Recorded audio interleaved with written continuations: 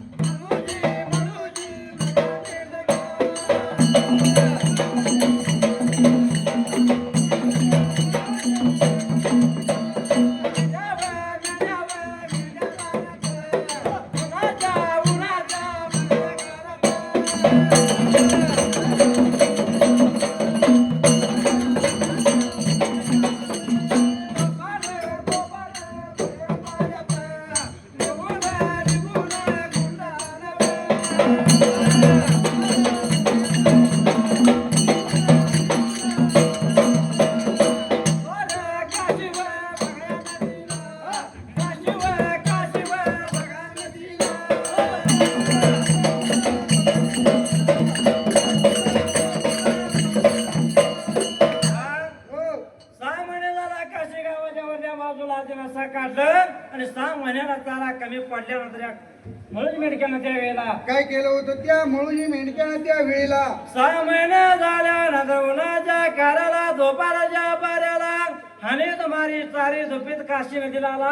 काशी नदीला त्याने पाण्यावर मेंढ्या सोडायला ज्याने पाण्यावर सोडायला आणि काय प्रकार घडला त्या पुढल्या बाजूला मेंढ्या त्यानं पाण्यावर सोडायला मेंढ्या पाणी पिऊन माघारी सरायला परत त्या उमळूची मेंढक्याच्या खंडात मेंढी कशी होती त्या वेळेला असली मेंढी होती त्या जागेला हा काजळी पांढरी गुणी मेंढी विचार लागली करायला मेंढीला या काशीचा विश्वेश्वर म्हणजे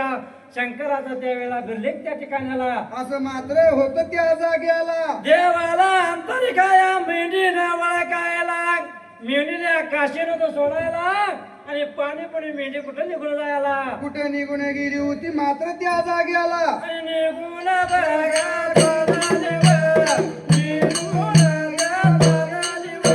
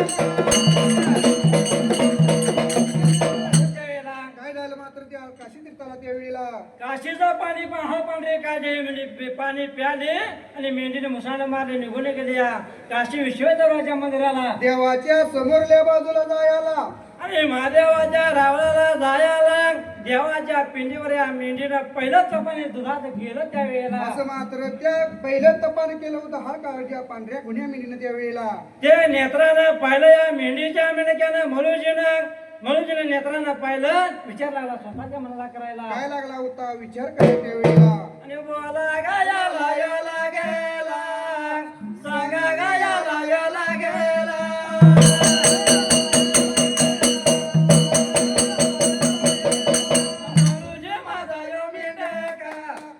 माझा यो मेंढका